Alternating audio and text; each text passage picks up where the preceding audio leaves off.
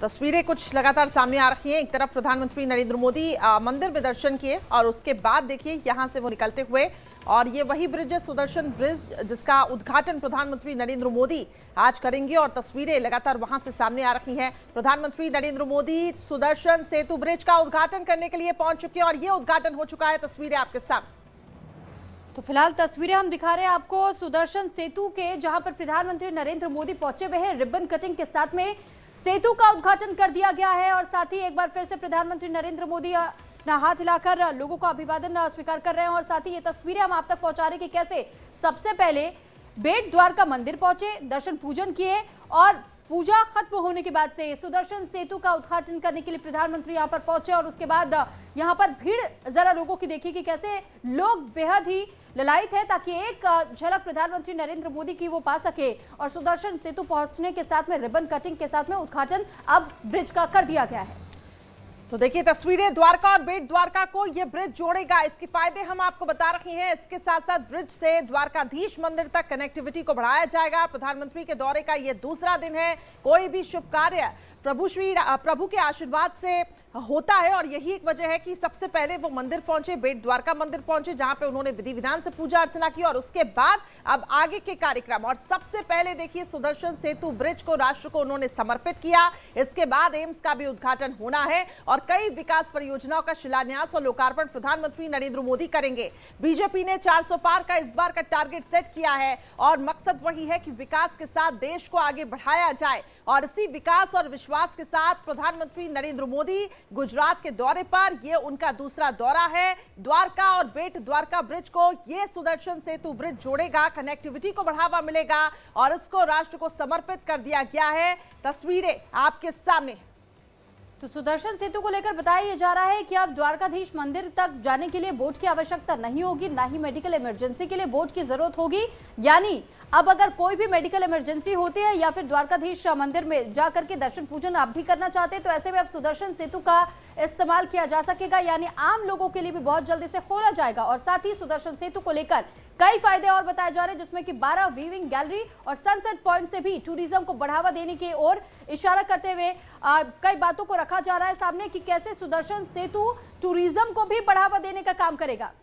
भारत का सबसे लंबा सिग्नेचर ब्रिज है ये। कनेक्टिविटी को बढ़ावा मिलेगा, टूरिज्म को बढ़ावा मिलेगा, रोजगार यहां पे बढ़ेगा। 2.5 किलोमीटर लंबे ब्रिज में दोनों ओर 12 व्यूइंग गैलरी है और यहाँ पे सेल्फी पॉइंट्स भी बनाए गए हैं। दोनों साइड फुटपाथ पर श्रीमद् भगवत गीता के श्लोक लिखे हुए हैं, यानी सनातन की झलक आपको देखने को मिलेगी। फुटपाथ के ऊपर के हिस्से में सोलर पैनल भी लगाए जाएंगे और इसके साथ साथ आवागमन काफी ज्यादा यहां पर सुगम हो जाएगा। सोलर पैनल की बिजली ब्रिज और गांव को दी जाएगी। तो सुदर्शन सेतु का उद्घाटन प्रधानमंत्री नरेंद्र मोदी ने कर दिया है और इसी के साथ में सुदर्शन सेतु के तमाम वो फायदे हम आपके सामने रख रहे हैं कि कैसे एक और जहां ये ब्रिज कई लोगों की कनेक्टिविटी में मदद करेगा। मंदिर तक सीधे आप पहुंच सकते हैं बेट द्वारका मंदिर में, जहां पर पहले लोगों को बोट का सहारा अक्सर लेना पड़ता था। तो अब इस ब्रिज के उद्घाटन होने के बाद से इस ब्रिज के जरिए आप वहां तक जा सकेंगे। मेडिकल सुविधाओं के लिए भी कई दफा लोगों को बोट का ही सहारा लेना पड़ता था, लेकिन अब बिना बोट के इस्तेमाल के भी आप इस ब्रिज से होते हुए मेडिकल इमरजेंसी के दौरान भी इस ब्रिज का इस्तेमाल किया जा सकेगा। और साथ ही ब्रिज के ऊपर मोर पंख बना है और बताया जा रहा है कि जहां 12 वीविंग गैलरीज बनाई गई है वहां पर कई जगहों पर श्रीमद् भगवत गीता के श्लोक को भी उकेरा गया है इस ब्रिज पर। और ये सबसे लंबा विश्व का केबल ब्रिज बताया जा रहा है सुदर्शन सेतु। और साथ ही साथ ये इस बात की भी जानकारी दी गई है कि कैसे एक और जहां कनेक्टिविटी बढ़ेगी तो वहीं टूरिज्म को भी बढ़ाने के लिए इस पर जो 12 गैलरीज बनाई गई है ताकि वहां पर लोग जा सके, सनसेट व्यू वो ले सके। तमाम सेल्फी पॉइंट्स भी तैयार किए गए ताकि वहां पर वो खड़े होकर के अपने परिवार, अपने दोस्तों के साथ में व्यू का भी आनंद ले और साथ ही कई सारी तस्वीरें भी खींचकर उसे अपने सोशल मीडिया प्लेटफॉर्म्स पर भी अपलोड कर सके।